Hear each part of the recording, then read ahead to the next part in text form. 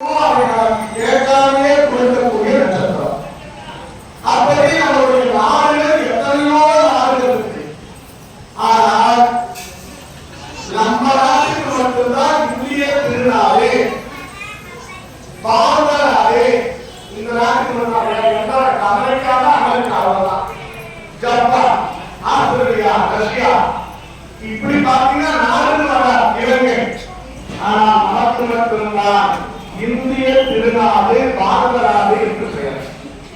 நம்ம நாடுக்கு பாரத நாடுனே பேர். அப்படியாப்பட்ட பாரத நாட்டில் நமக்கு வெற்றி பொருந்திய நாடாக இருப்பது தமிழ்நாடு. இப்ப நமக்கு அண்டையில இருக்கக்கூடியது கர்நாடகா, ஆந்திரா, தெலுங்கானா, புதுச்சேரி, கேரளா, உத்தரகாண்ட், அசாம், ஒரிசா, பீகார், மகாராஷ்டிரா. நீங்க எதையாவது சொல்லி பாருங்க, நாடு வர. நம்ம நாட்டுக்கு மட்டும்தான் தமிழ்நாடுன்னு வரும். தமிழ்நாடு. அந்த தமிழ்நாட்டுல நாம எங்க இருக்கிறோம்? இந்த தமிழ்நாட்டுல எங்க இருக்கிறோம் தெரிஞ்சுக்கணும். இத கண்ணகியை கேட்கிறார் காந்தியடிகள். யார் இந்த பெண்மணி இப்படி ஒரு சபையை விதித்து விவாதமாக வந்து கண்ணின் தீர்த்தியாகிய ஒளிவோடு வந்திருக்கிறாரே, யார் இந்த பெண்மணி?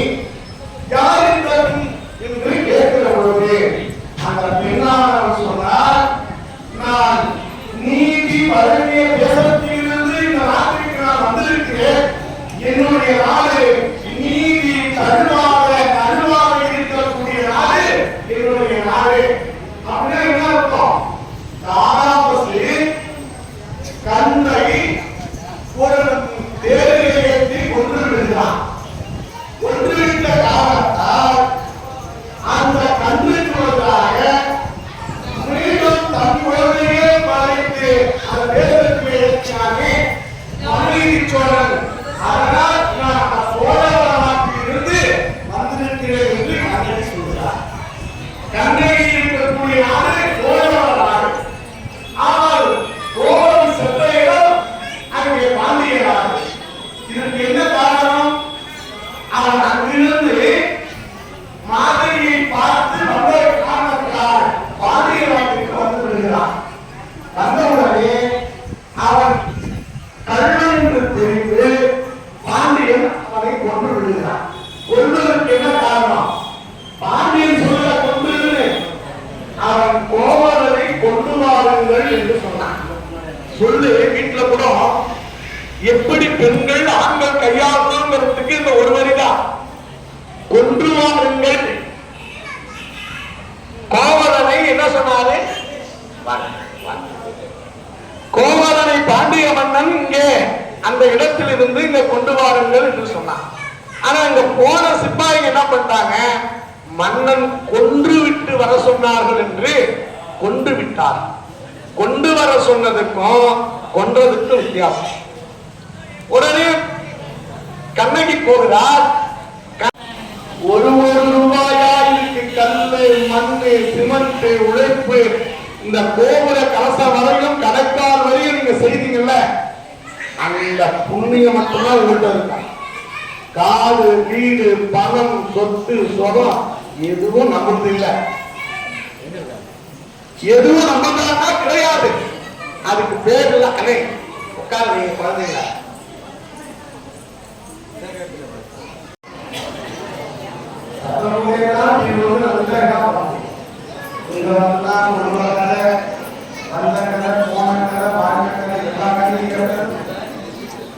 கல்யாணம் பேசுறாங்க,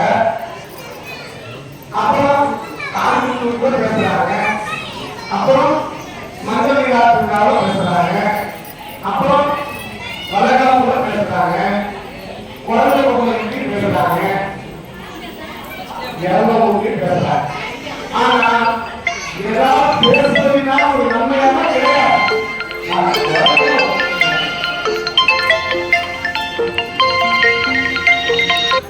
அதனால ஏதாவது புரோஜனமாக இருக்காது.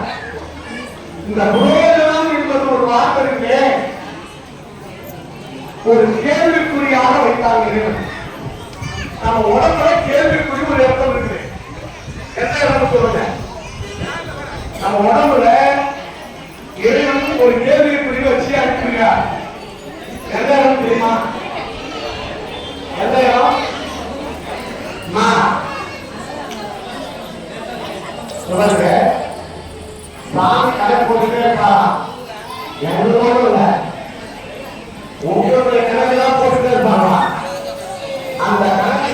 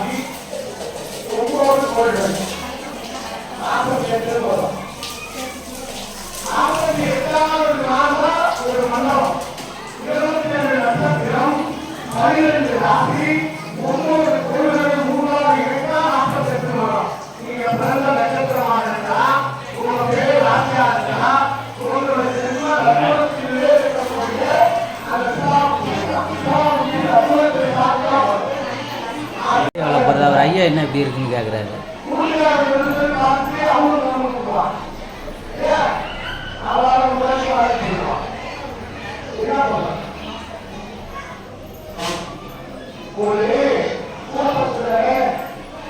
ஒரு ராஜாவுக்கு சண்டை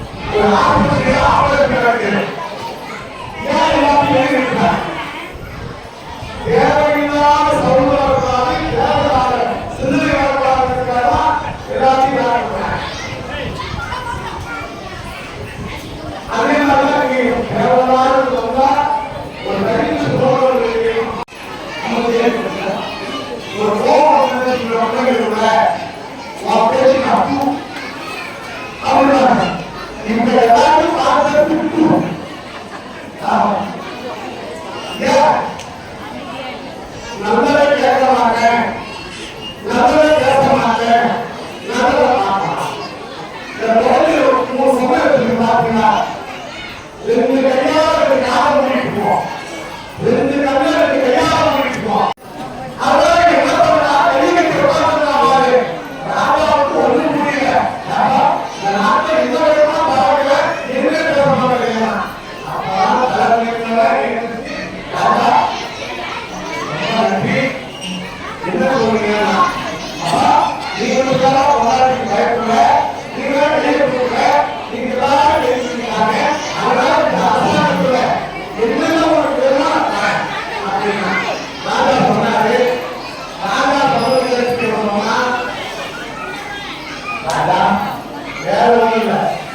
வீட்டுல கிளம்பக்குள்ள நான் முன்னாடி சொன்னா அங்க போய் காவல் முடிக்கு கையை கட்டிட்டு செமையில உட்காந்துருக்கணும். நீதான் கையை கட்டி காவலுக்கு வாங்கிட்டு நீங்க எல்லாம் பேசிட்டு வந்தா அவ்வளவுதானா. அதனால நான் கையில் மூலமா வேணாமான்னு நான் வீட்டுல போய் கேட்டு என் முன்னாடி சொன்னா கூடாது உட்காந்துக்கலாம்.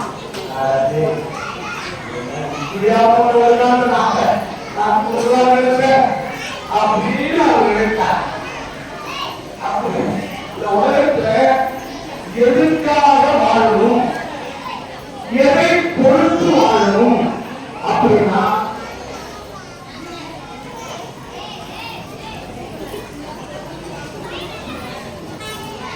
இது என்ன வேணும்?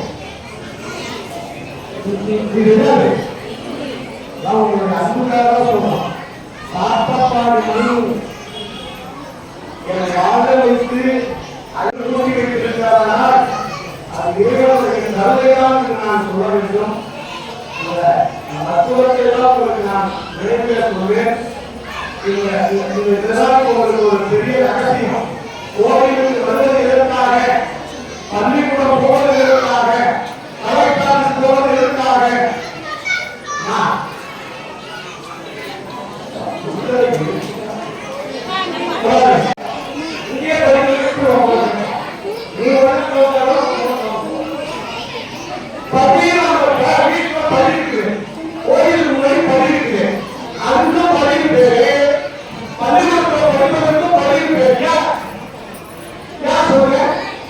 அந்த பதில 7 பதிவு 7 பதில